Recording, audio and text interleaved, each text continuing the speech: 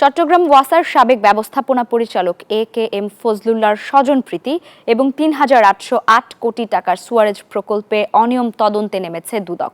এছাড়া প্রকল্পে নিম্নমানের সামগ্রী ব্যবহার, ওয়াসা ভবনে পরিকল্পিত অগ্নিকাণ্ড ঘটিয়ে নথি গায়েব, সাবেক এমডির ভাগ্নে বউকে প্রকল্পে যুক্ত করা সহ জ্যেষ্ঠতা লঙ্ঘন করে পদোন্নতি দিয়ে প্রকল্প পরিচালক করারও অভিযোগ রয়েছে সাবেক এই ওয়াসার এমডির বিরুদ্ধে। রতন দাসের ছবিতে চট্টগ্রাম থেকে নয়ন বড়ুয়া জয়ের রিপোর্টে বিস্তারিত।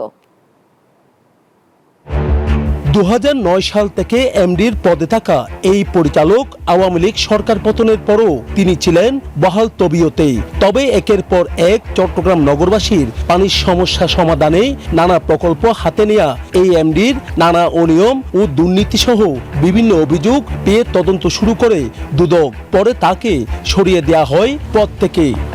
এই ঈদে জামা জুতো অ্যাক্সেসরিজের ডিসকাউন্ট। আমি দায়িত্বে থাকাকালীন এখানকার কিছু গুরুত্বপূর্ণ নথি গায়েব হওয়ার অভিযোগ আছে, স্বজনপ্রীতির মাধ্যমে ওনার নিয়োগ দেওয়ার অভিযোগ আছে, বদলি করার অভিযোগ আছে।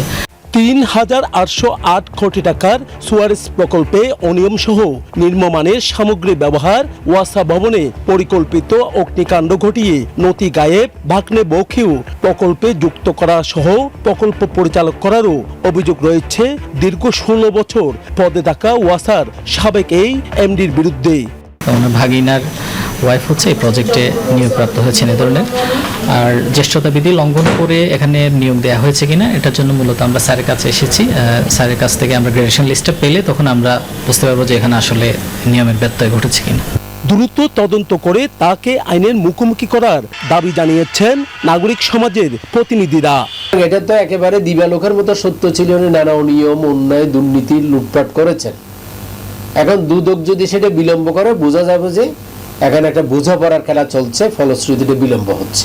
৮২ বছর বয়সী এই এমডি ১৯৯৮ সালে চট্টগ্রাম ওয়াসা তত্ত্বাবধায়ক প্রকৌশলী পদ থেকে অবসর নিয়েছিলেন।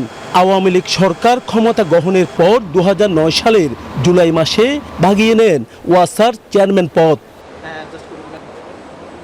নয়ন বড়ুয়া জয়, নিউজ 24, চট্টগ্রাম।